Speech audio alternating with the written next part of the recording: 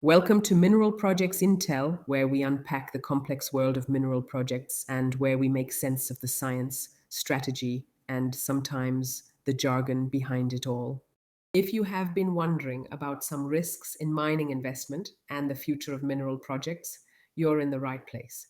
In this video, we discuss nearology, one of the most common and most dangerous traps in mineral project evaluation. Nearology is the assumption that because a successful mine, deposit, or drill intercept exists nearby, your project must share the same geological, economic, or metallurgical potential. It is an attractive narrative, it is easy to sell, but unfortunately, it is very often wrong. As a consultant focused on risk transparency, I see nearology not as a geological concept, but as a behavioral risk that consistently destroys capital. Nearology usually starts with a map. A company highlights a producing mine, a historical operation, or a major discovery next door, draws a circle around their own license, and implies continuity by proximity. The problem is that geology does not respect property boundaries, but it also does not reward optimism.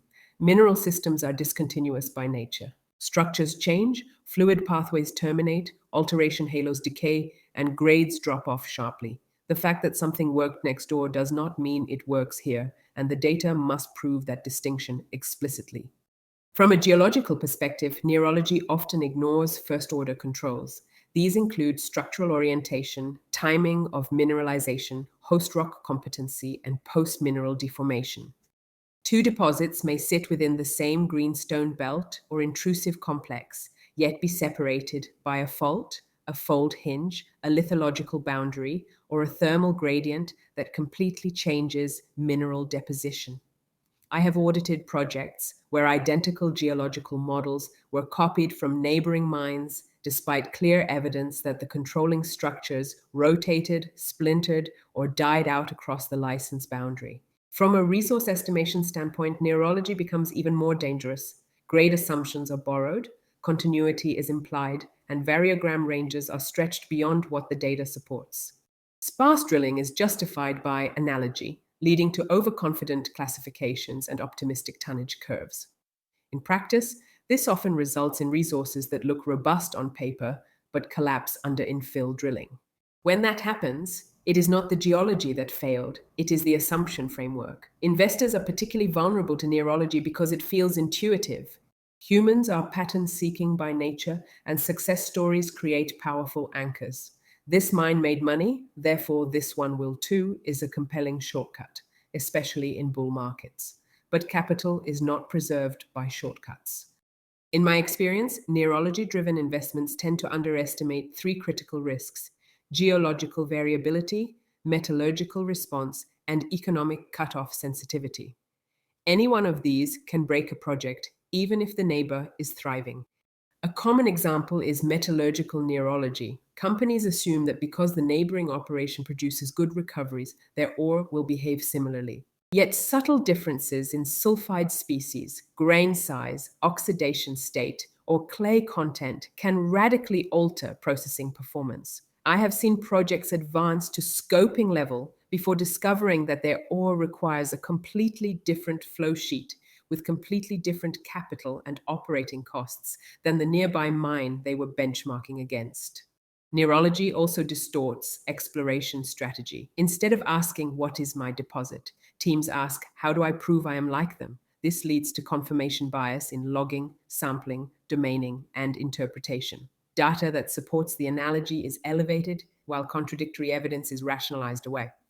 As a consultant, one of the first red flags I look for is when a project description starts with the neighbor's name instead of its own geology.